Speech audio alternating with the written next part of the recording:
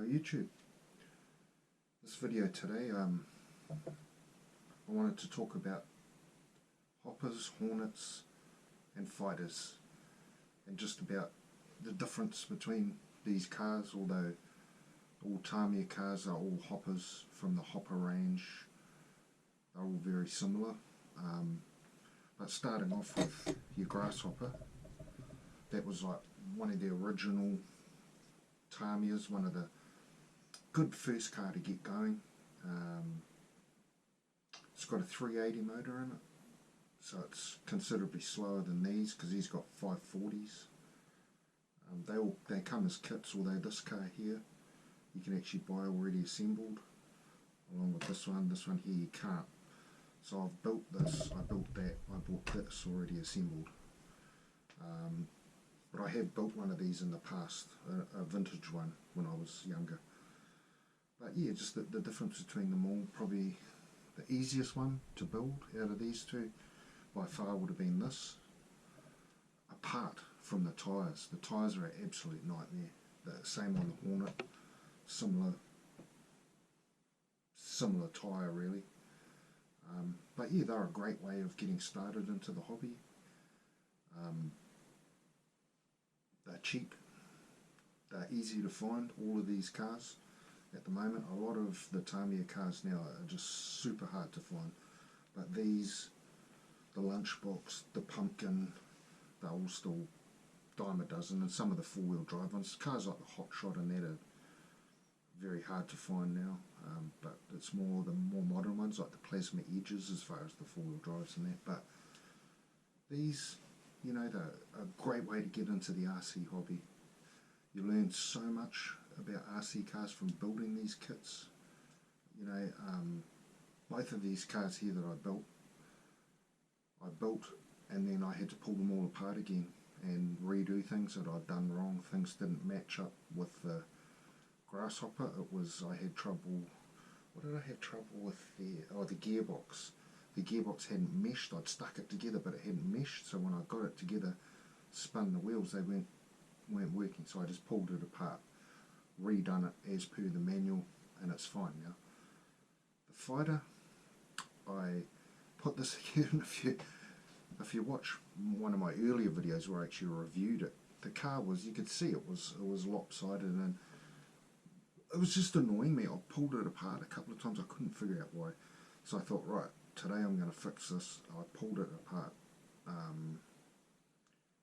pulled all the shocks apart, and what I'd done is I'd missed one of the spaces that goes into one of the rear shocks, which had made the car like this.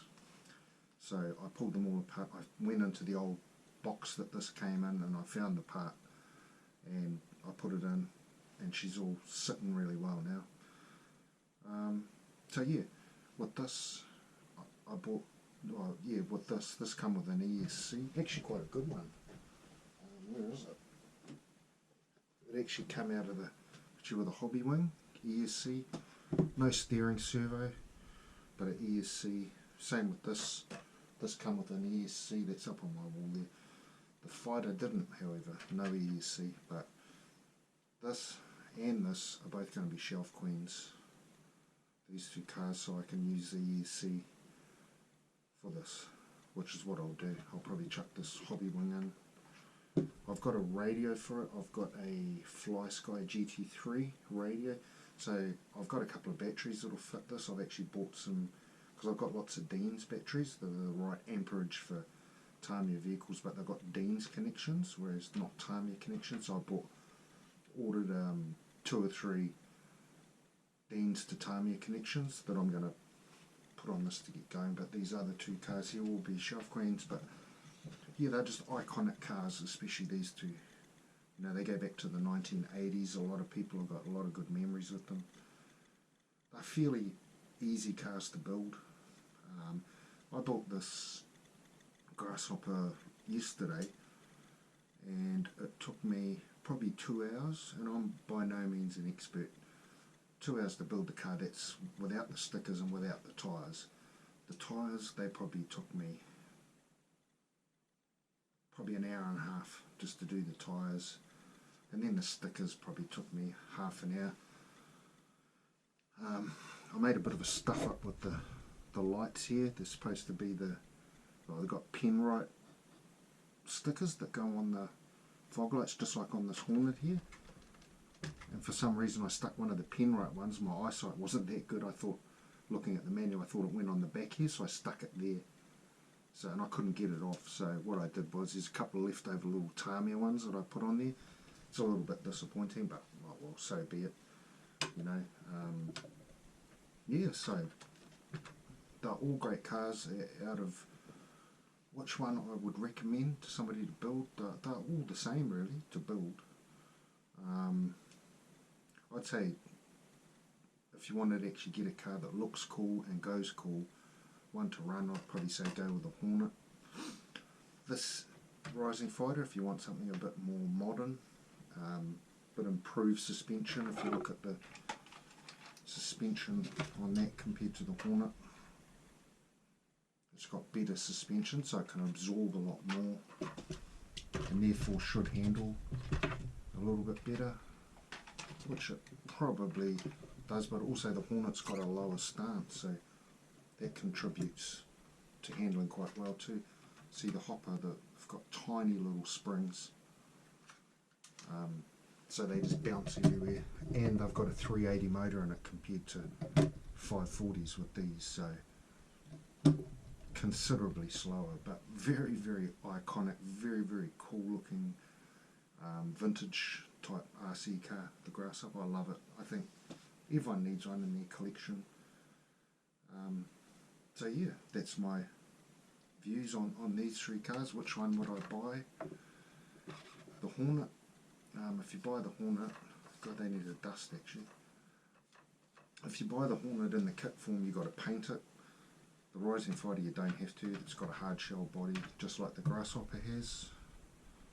So painting them is a bit of a pain, but I mean it's just pure black. So you just got to tape off the windows. There's no window in the front. Spray it on the inside. I remember doing it on my first Hornet. It wasn't that bad, but it's just a little bit time consuming, because I find with a kit it's just quite good to just put them together, have it there, stick it straight on. That's why I like my painted cars. But yeah, I'd probably go for the Hornet as far as cool. I mean, you could buy the already assembled one. It doesn't cost you that much more. I think it's like another $50 and you get it already assembled. And the stickers are all perfect. I never could have got the stickers that well. So if you want something as a shelf queen, I'd buy an already assembled one. Same with this. But I just, you know, I wanted this as a shelf queen, but I wanted to build it myself because I enjoy building Tamiya cars. And now I've only got one kit. I've got a lunchbox kit up there. That's the last kit I've got left. So I might have to look at getting another one at some stage. But yeah, anyway, that's my video for today, and send me a like, subscribe, and enjoy the hobby, enjoy building these cars. Yeah, take care everyone.